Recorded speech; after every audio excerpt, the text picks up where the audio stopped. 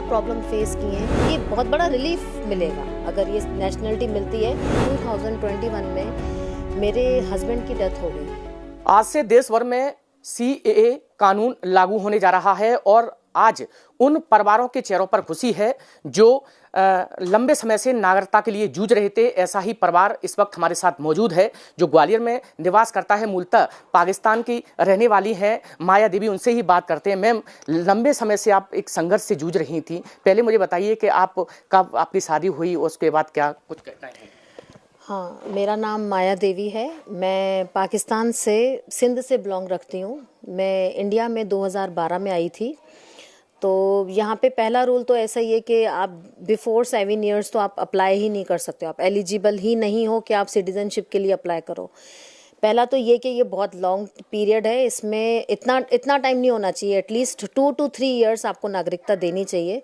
2021 में मेरे हस्बैंड की डेथ हो गई। मेरे हस्बैंड इंडियन थे और गवर्नमेंट जॉब में भी थे। तो उसके प्रॉब्लम्स ज़्यादा उसके बाद स्टार्ट हुई कि अब मैं अकेली पड़ गई, बच्चे दोनों छोटे और मेरा पासपोर्ट भी एक्सपायर हो चुका था। मेरा पासपोर्ट पाकिस्तान का था तो मुझे रिन्यूअल भी वहीं से ही मिलेगा जिस कंट्री से आप बिलोंग रखते हो। तो मुझे जाना था, मैं अकेली जा नहीं पा रही थी क्योंकि दोनों बच्चों का भी मुझे पासपोर्ट बनवाना था। तो इंडियन पासपोर्ट, क्योंकि वो दोनों इंडिया में ही पैदा हुए हैं, तो इंडियन पासपोर्ट की वजह से उनको ये था कि मदर पाकिस्तानी है, पापा इंडियन है, बट फादर की डेथ हो गई है। तो इस पे भी बहुत ज़्यादा क्वेश्चंस हुए मुझसे। मैम, पति के निधन के बाद आपको संघर्ष करना पड़ा। अभी तक जो अनुकंपा नियुक्ति है वो नहीं हो पाई है, लगातार आप संघर्ष कर रही हैं। लेकिन अब CAA लागू होने के बाद कितनी उम्मीद है आपको? उम्मीद तो अच्छी है, उम्मीद तो रखनी भी चाहिए। तो बस ये कि अगर हो जाता है तो first of all financially issues solve होंगे, जॉब अच्छी मिलेगी। दूसरी बात कि इंडियन अगर नागरिकता, मैं अपने बच्चों को एक सिक्योरिटी के तौर पर यहाँ पे इंडिया में लॉन्ग टाइम तक रह सकूँगी। मुझे कोई भी ऐसे नहीं कि उठा के कभी भी कोई बोल दे कि आप इंडियन नहीं हो तो आप जा सकते हो, क्योंकि अब मैं इतने सालों से यहाँ पे हूँ, मेरे बच्चों की एजुकेशन यहाँ पे है, तो ऑब्वियसली मुझे इंडिया में ही लॉन्ग टाइम तक रहना है। तो ये बहुत बड़ा रिलीफ मिलेगा अगर ये नेशनलिटी मिलती है। तो मतलब एक सर्टिफिकेट मिल जाता है कि आप रह सकते हो इंडिया में। तो इससे बड़ा और क्या होगा कि आपको रहने को सही मिल जाए, जॉब मिल जाए। तो दो तो बड़े बेनिफिट हैं ही।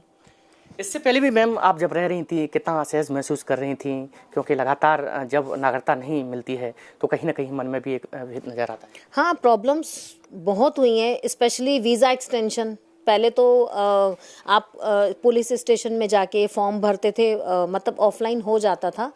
लेकिन अब तो उसमें भी एक ऑनलाइन। अब देखो, मुझे ऑनलाइन प्रोसेस आता है, मैं कर सकती हूँ। कई लोग ऐसे हैं जिनको ऑनलाइन नहीं खोलना आता, एप्लीकेशन नहीं आती है कि कैसे उसको फिल करना है और कैसे सबमिट करना है। तो just make the process easy for the normal people. तो ये है कि एक्सटेंशन का बार बार होना, आप कहीं मूव भी नहीं कर सकते हो। अगर आप पाकिस्तानी सिटीज़न हो, आपने जो जैसे 2 सिटीज़ का अगर स्टार्टिंग से अपने पासपोर्ट पे नाम लिखवाया हुआ है, तो आप कहीं और विजिट भी नहीं कर सकते हो। There are so many problems I am facing के मुझे कहीं, मैं कोई और, इवन मैं किसी और कंट्री भी नहीं जा सकती हूँ। जैसे मेरे बच्चे के टूर्नामेंट्स वगैरह होते रहते हैं, कई ऑफर्स उसको आते हैं, वो टेबल टेनिस का अच्छा प्लेयर है, बट बीइंग पाकिस्तानी सिटीजनशिप नहीं है तो मैं कहीं नहीं जा सकती। तो प्रॉब्लम्स तो बहुत हैं। बिल्कुल। तो ये हमारे साथ मौजूद थी माया देवी। उनका साफ तौर पर यही कहना है कि वो मूलतः पाकिस्तान की रहने वाली हैं, लेकिन पति के निधन के बाद कई सालों से वो संघर्ष से जूझ रही थी। अनुकंपा नियुक्ति उनको नहीं मिल पाई, डॉक्यूमेंट से वह भी नहीं बन पाए। लेकिन अब CAA लागू होने के बाद उनको उम्मीद है कि उनको अनुकंपा नियुक्ति भी मिलेगी और जो लगातार जो संघर्ष कर रही थी उससे भी निजात मिलेगी। अनिल गौर, विस्तार न्यूज।